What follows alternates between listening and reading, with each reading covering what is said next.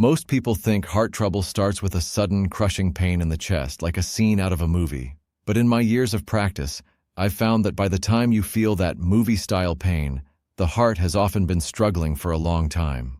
The real danger isn't the loud, obvious symptom. It's the quiet, subtle changes that your body whispers to you every single day. Signs that most people simply dismiss as just getting older. If you're over 60, there are 5 specific silent red flags that your heart might be signaling distress. These aren't just minor inconveniences. They are your body's way of asking for help before a crisis occurs. And the most frustrating part?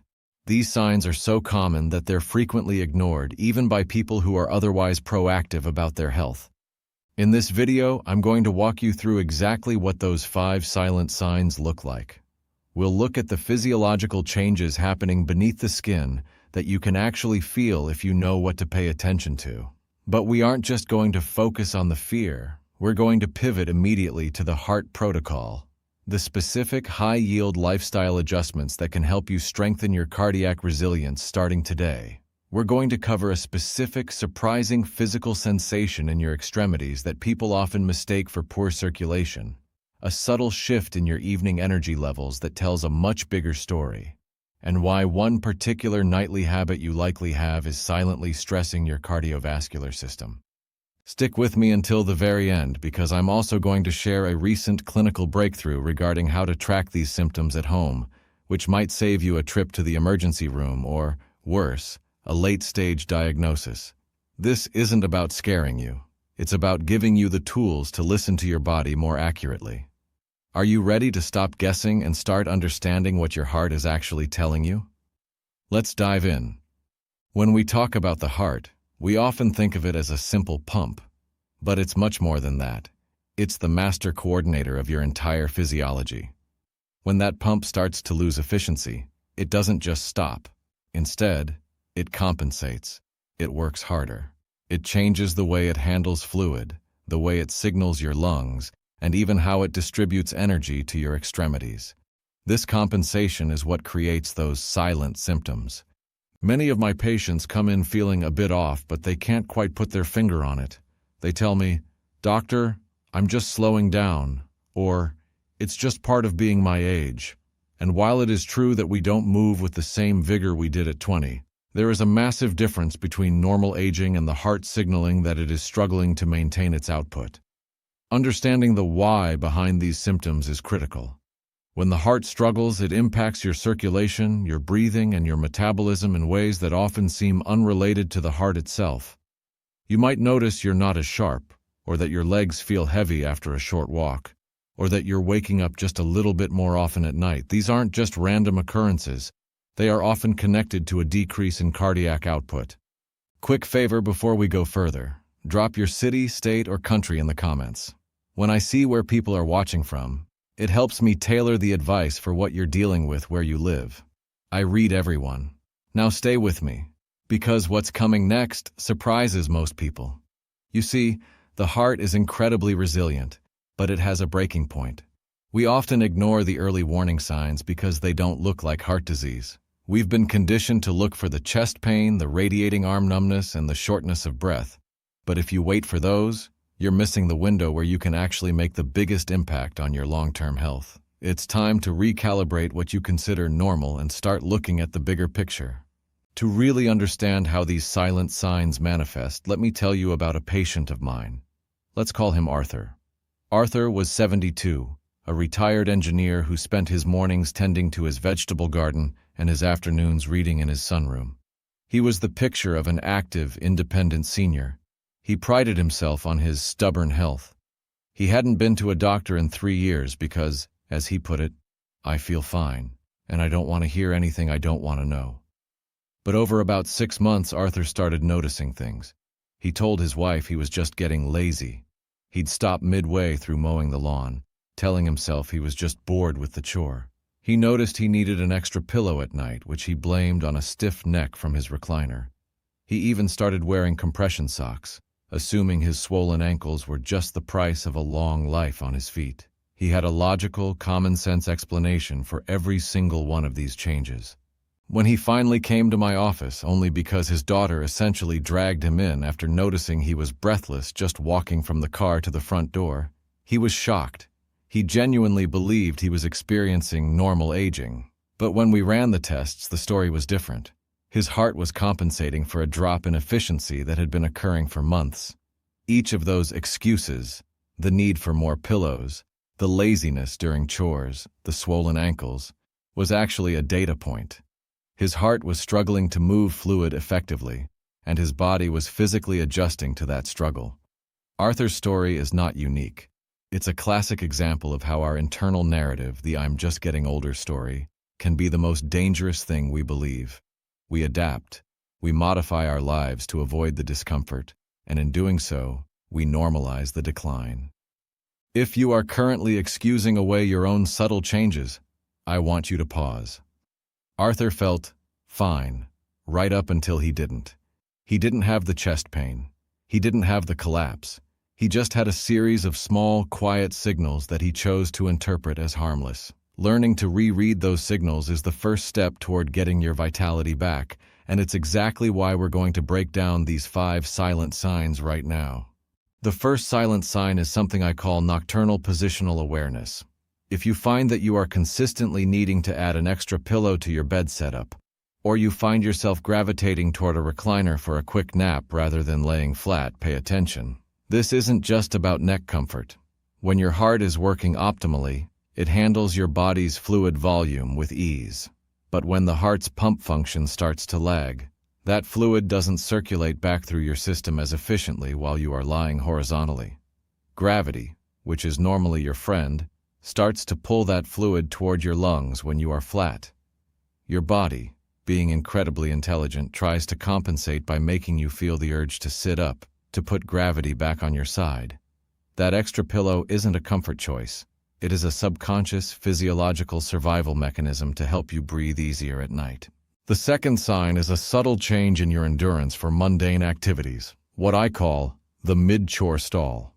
Do you find that you need to take a break halfway through doing the dishes? Or that taking the trash out requires a moment of recovery before you can start the next task? Most people chalk this up to a lack of conditioning. They tell me, "Doctor, I'm just out of shape." But there is a difference between being winded because you're pushing yourself and being stopped because your heart cannot meet the metabolic demand of a routine action. If you notice that your recovery time after simple movements is getting longer, or that you are subconsciously planning your day to minimize these activities, it's a red flag. Your heart is telling you that its reserve capacity, the extra gas in the tank it usually has for daily life, is shrinking. This isn't a call to stop moving. It is a call to investigate why the movement is suddenly taxing. It is crucial to recognize these as cardiovascular signals rather than character flaws. If you find yourself avoiding the stairs or cutting short your gardening, don't just push through it. Start tracking how often it happens and at what point the fatigue sets in. This data is the key to helping your doctor understand if your heart is actually struggling to provide the oxygen your muscles need to keep up with your life. Now, I want to talk about something that is going to sound counterintuitive, but it is one of the most reliable markers I see in the clinic. Sign number 3 is a persistent, low-grade brain fog that seems to fluctuate with your activity levels. Most of us associate brain fog with sleep deprivation or stress, but in a senior population, this is often a sign of reduced cardiac output. Think of your brain as a high-priority customer for your heart. The heart ensures that the brain gets a steady, consistent flow of oxygenated blood. If your heart is struggling, the brain is often the first to notice. When you stand up quickly, do you feel a brief moment of lightheadedness? Or do you find that focusing on a complex task like balancing a checkbook becomes harder as the day wears on? Here is the pattern interrupt. Most people assume that as we age, our mental clarity naturally declines. But there is a huge difference between a normal change in processing speed and a hemodynamic issue. If your fog improves when you are sitting or resting, but worsens when you are moving about or trying to complete chores, that is a classic hemodynamic signal. It means your heart is doing its absolute best, but it is struggling to maintain perfusion when the physical demand increases. This is the point where I want you to stop and rethink your approach to your health. We are often told that the heart and the brain are separate systems, but they are inextricably linked. If your engine, your heart, is sputtering, your control tower, your brain, is going to show signs of instability. This is not something to be ignored or treated with more caffeine. It is a signal from the heart that the supply-demand balance is tilted. Do not dismiss this as just getting older. When you experience this, try to note if it happens during exertion or when you change your posture. That distinction is exactly what a cardiologist looks for to determine if the issue is internal or a simple matter of fatigue. Stay with me, because the next two signs involve your lower extremities, and they are things you can check for right at home tonight. The fourth sign is what I call the sock line phenomenon. Now, many people deal with minor swelling in the ankles, especially after a long day of travel or heat. But I want you to look closely at your lower legs when you remove your socks at the end of the day. Do you see deep, persistent indentations that stay long after the sock is removed? And more importantly, does this swelling seem to be creeping higher up the calf over time? When the heart struggles to move blood forward efficiently, fluid begins to back up into the venous system.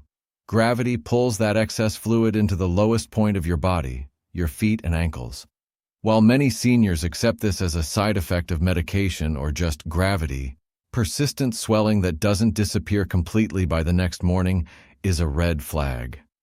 It's a sign that your circulatory system is having trouble clearing that fluid volume overnight. If you press your finger into that swollen area and the indentation stays for several seconds, that's called pitting edema.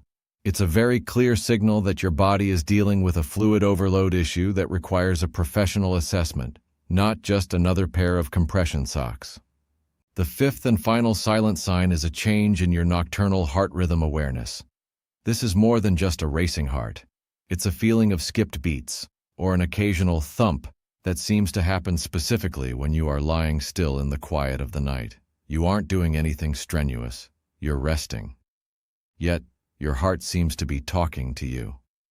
Often this is a sign of an underlying arrhythmia, such as atrial fibrillation, which is very common in seniors. When the heart's electrical system gets irritated or stretched due to structural changes, it can start to beat out of sync. This often feels like a flutter or a sudden hard pulse in your chest. Many of my patients think this is anxiety, and while stress can certainly influence it, the rhythm itself is a physical event that needs to be tracked. If you find yourself waking up and being acutely aware of your own heartbeat, your body is literally trying to tell you that the rhythm is no longer steady. It's not just in your head, and it's certainly not just a bit of stress. It's an electrical message from your heart that the system needs a checkup. It is one thing to identify these symptoms, but it is another to understand the science of why early detection is the absolute gold standard for heart longevity.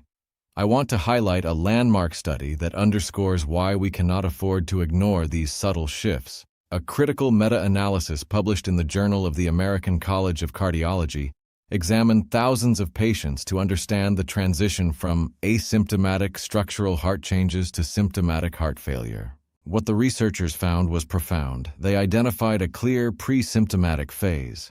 During this period, the heart begins to undergo microscopic cellular remodeling, a process where the heart muscle cells actually stretch and lose their efficiency, long before a patient experiences the classic symptoms like severe shortness of breath or chest pain. The study demonstrated that patients who reported even one or two of the silent signs we discussed today had a significantly higher likelihood of showing these structural changes on echocardiograms compared to those who remained truly asymptomatic. Essentially, the study validated what I have seen in my own clinical practice for years. Your body is a far more sensitive instrument than any basic questionnaire. The researchers concluded that identifying these early, nonspecific signals, the fatigue, the swelling, the nocturnal awareness, serves as an early warning system that, if acted upon, allows for interventions that can stabilize the heart muscle and potentially halt that remodeling process before it becomes permanent. This is why I constantly tell my patients that waiting for a big symptom is a failing strategy. By the time the symptoms are big, the heart has already done the heavy lifting of compensating for years. The science is clear. The ability to recognize these quiet, subtle red flags acts as a gateway to early diagnosis. When you bring this specific, tracked information to your doctor, rather than just saying, "I feel tired," you are giving them the evidence they need to order the right diagnostic tests early, which is exactly the point where we have the most power to preserve your heart's function for the long haul. It changes your entire clinical trajectory from reactive to proactive.